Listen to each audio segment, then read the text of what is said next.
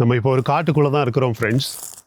இந்த காடு பற்றிய மொத்த டீட்டெயில்ஸை இந்த வீடியோவோட கடைசியில் நான் சொல்கிறேன். மரங்களும் பாறையும் தண்ணியும் ஆங்காங்கே ஓடுது. இந்த காடை பற்றி நம்ம கடைசியில் இந்த வீடியோ முடியும் போது தான் சொல்ல முடியும். பட் இன்றைக்கி மொத்த தமிழ்நாட்டில் எல்லாருமே தெரிஞ்சு கொள்ள வேண்டிய விஷயம், காவேரி காட்டில் தமிழர்களுக்கு நடந்தது என்ன. இது உண்மையிலேயே படுகொலையா இல்லை வேணா என்கவுண்டரா, அதை தான் இன்றைக்கி பார்க்க போகிறோம். மரங்களை பாருங்கள், ரொம்ப அடர்த்தியான காடு. இது மாதிரியான காடுகள் உலகத்தில் நிறைய இடங்கள்ல கிடையவே கிடையாது. நிறைய நாடுகளில் இது மாதிரி காடுகள் கிடையவே கிடையாது. ரொம்ப அடர்த்தியான ஒரு காடு. ஃபஸ்ட்டு பேசி முடிப்போம். பேசி முடிச்சுட்டு இது எந்த காடு, என்ன, நாம் எங்கே இருக்கோம் அப்படின்னு விளக்கமாக சொல்லலாம் மை டியர் ஃப்ரெண்ட்ஸ். சரியா? நம்ம தமிழர்கள் எப்படி கொல்லப்பட்டாங்க? 3 தமிழர்கள், 3மே வேறு வேறு வயது வரம்பு மை டியர் ஃப்ரெண்ட்ஸ். ஒரே குடும்பத்தை சார்ந்தவர்கள். 3 உடம்பு, ஒரு காடு, 2 கதை. ஆகஸ்ட் 15 சுதந்திர தினத்து அன்னைக்கு விடியற்காலை நாடு முழுக்க கொடி ஏறிக்கிட்டு இருக்கு.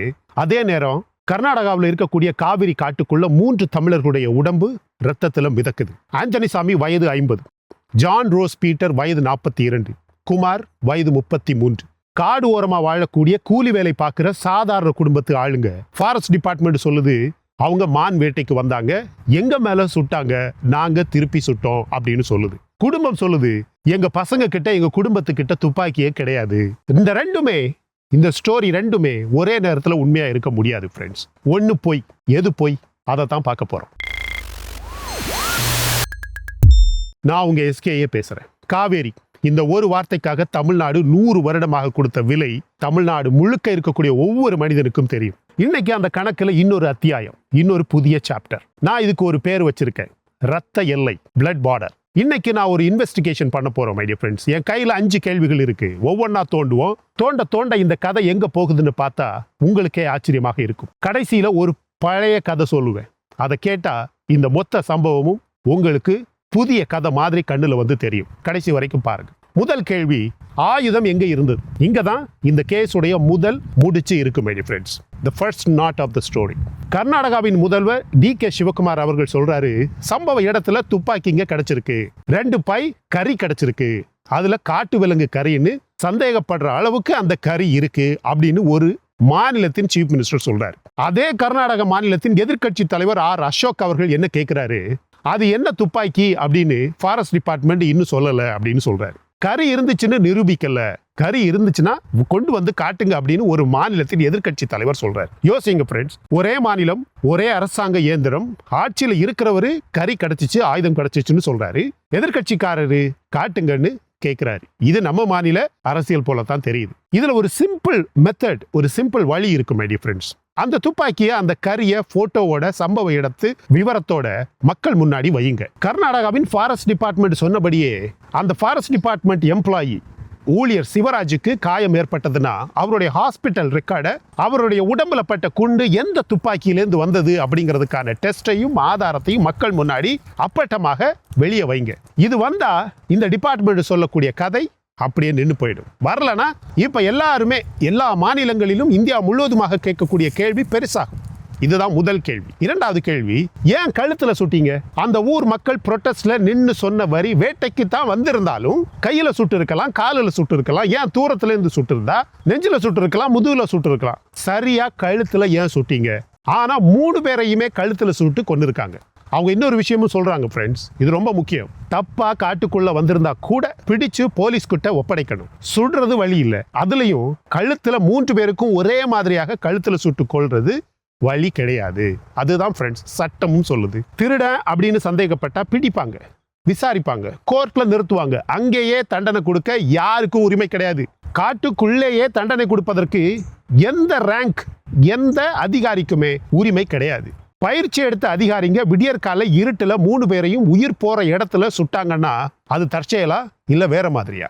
நான் தீர்ப்பு சொல்லல, ஆனா இந்த கேள்வி விசாரணையில எல்லாராலையுமே கேட்கப்படணும். இதுதான் இரண்டாவது கேள்வி. மூன்றாவது கேள்வி, இதுதான் தனிப்பட்ட முறையில என்ன உலுக்குன கேள்வி மை டியர் ஃப்ரெண்ட்ஸ். இந்த இறந்து போனாங்கல்ல 3 பேர், கழுத்துல சூடப்பட்டு கொல்லப்பட்டிருக்காங்கல்ல, இந்த 3 பேர் மேல வைல்டு லைஃப் ப்ரொடெக்ஷன் ஆக்ட்ல கேஸ் ரெஜிஸ்டர் ஆயிடுச்சு. ஆமா, உயிரோட இல்லாத 3 பேர் மேல இப்போ வைல்டு லைஃப் ப்ரொடெக்ஷன் ஆக்ட் அப்படிங்கிற கேஸ் பதிவாயிருக்கு.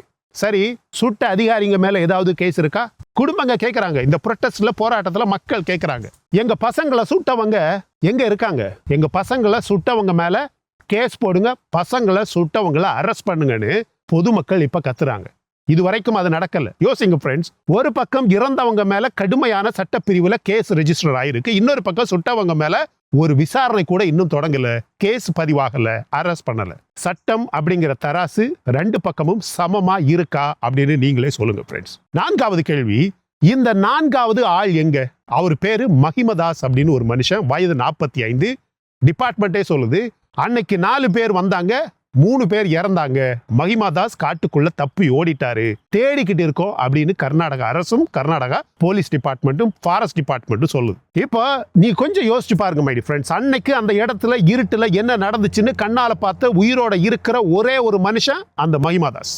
அவர் வாய் திறந்தாதான் இந்த மொத்த எபிசோட்லயுமே இந்த மொத்த நிகழ்வுலையுமே என்ன நடந்தது அப்படிங்கிற உண்மை வெளியே வரும். ஆனா அவர் யாரு கையில முதல்ல சிக்கிறாரோ, என்ன பயத்துல அவர் பேசுறாரோ, அதை பொறுத்துதான் அவருடைய வாக்குமூலம் இருக்கும். அதனால இன்னைக்கு மிக முக்கியமான கோரிக்கை, இந்தியா முழுவதுமாக கர்நாடகாவிலும் சரி தமிழ்நாட்டிலும் சரி பொதுமக்களும் சரி தமிழ்நாடு அரசும் சரி, மஹிமதாஸ் கிடைச்சதும் அவரை பாதுகாப்பா வச்சு ஜட்ஜு முன்னாடி நேரடியாக வாக்குமூலம் வாங்கணும். அது நடக்கலனா உண்மைக்கு இருக்கக்கூடிய கடைசி கதவும் மூடிடும். இதை எப்படியாவது நிரூபிக்கணும் அப்படின்னு இருக்கக்கூடிய ஒரே ஒரு ஆதாரமும் அழிஞ்சு போயிடும். இப்ப 5வது கேள்வி மை டியர் ஃப்ரெண்ட்ஸ், இதுதான் இந்த இன்வெஸ்டிகேஷனுடைய கோர், இந்த இன்வெஸ்டிகேஷனுடைய மையம். இது ஃபர்ஸ்ட் டைமா? இல்ல, நான் பழைய paper record, police cases, court records எல்லாம் தோண்டி பார்த்தேன். இதே காவிரி காட்டு பெல்ட்ல இதே மாதிரி கதை பலமுறை நடந்திருக்கு. இப்ப நீங்க ஊடகம் முழுவதுமாக பார்த்தா அந்த ஆதாரங்கள் கொட்டி கிடக்கு மை டியர் ஃப்ரெண்ட்ஸ். ஒரு கேஸ்ல கனகபுரா பக்கம் குருமூர்த்தி சித்தையாங்கிற ஒரு மனுஷன் ஃபாரஸ்ட் ஸ்டாஃப் சுட்டு இறந்தாரு. அவருடைய குடும்பம் எஃப்ஐஆர்ல என்ன சொல்லுச்சு தெரியுமா?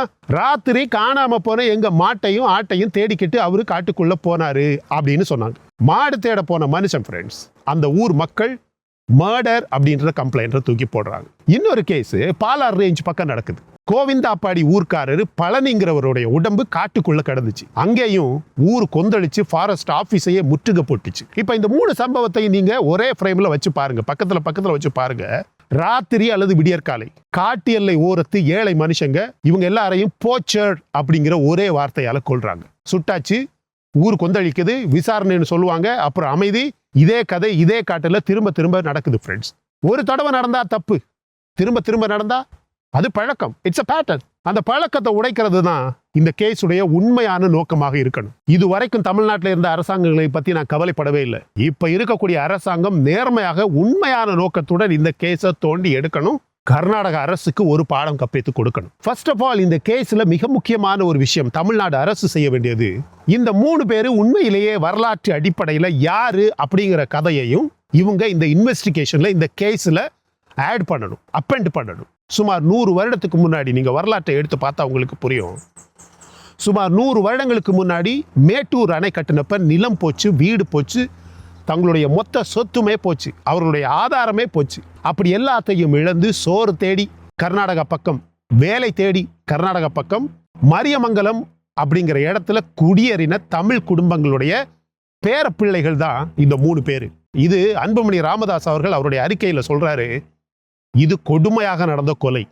காவிரிக்காக ஒரு தலைமுறை சொந்த வீட்டை, சொந்த இடத்தை, சொந்த சொத்தை இழந்துச்சு, அவருடைய தலைமுறையே இழந்துச்சு. அந்த தியாகத்துடைய 100வது வருஷத்துல அதே காவிரி பேர் வச்சிருக்கக்கூடிய காட்டுல இன்னைக்கு அவங்க பேர பிள்ளைங்க படுகொலை செய்யப்படுறாங்க.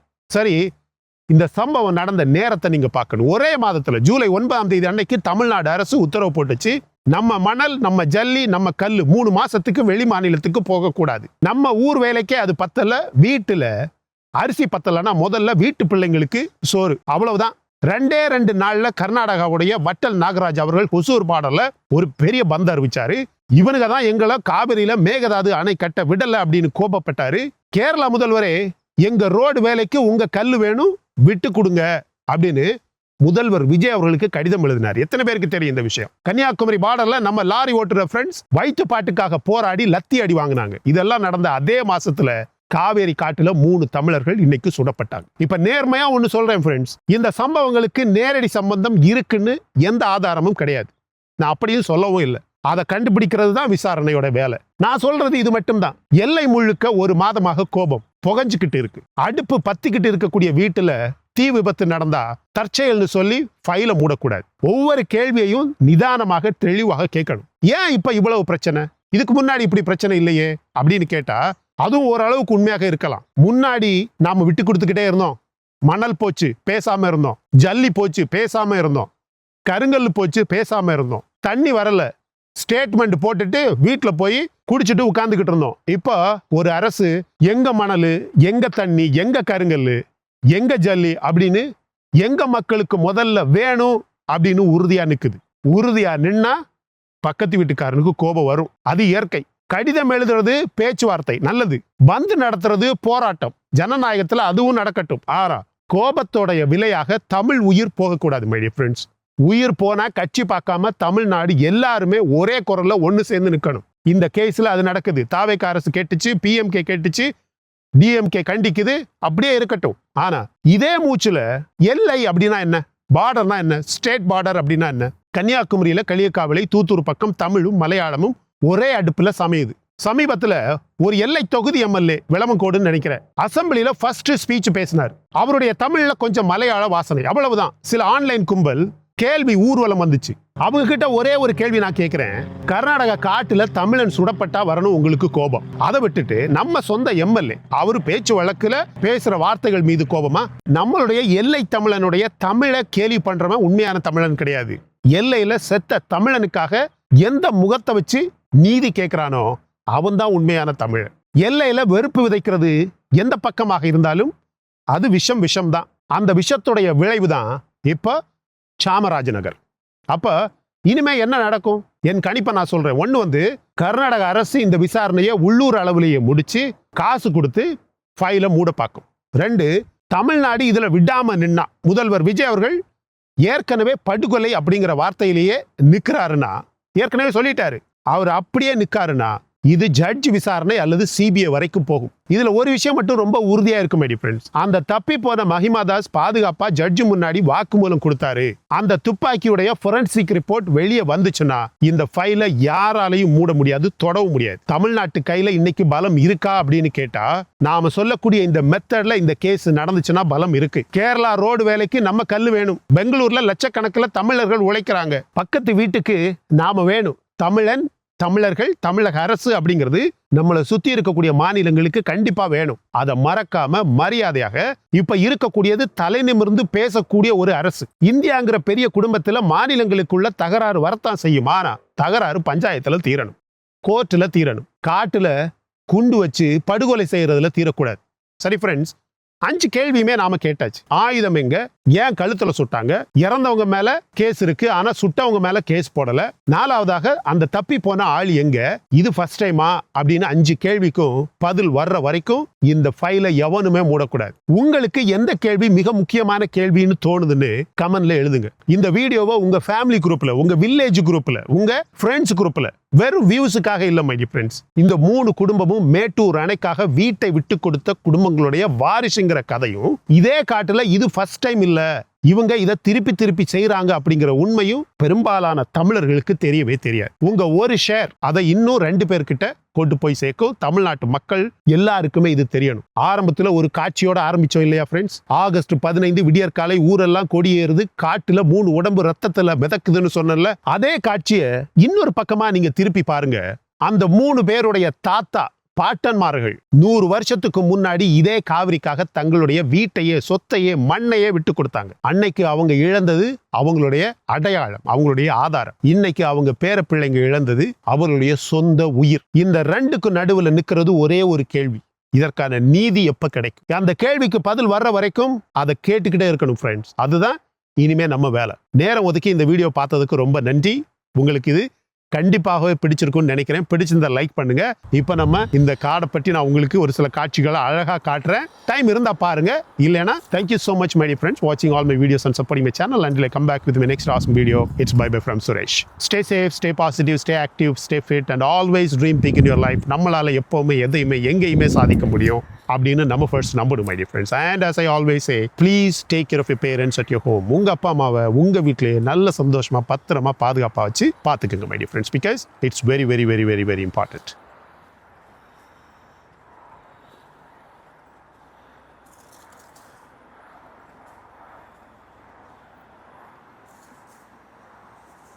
இதான் உள்ளே போகிறோம்.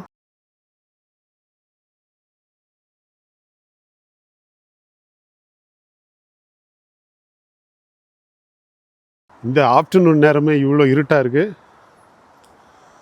பார்த்தீங்களா? ரொம்ப பெரிய காடு my dear friends. Wild life மாதிரி இருக்குது, வைல்டு லைஃப் வீடியோஸ் மாதிரி இருக்குது, பயமாக இருக்குது. இல்லை சும்மா சொல்கிறேன்.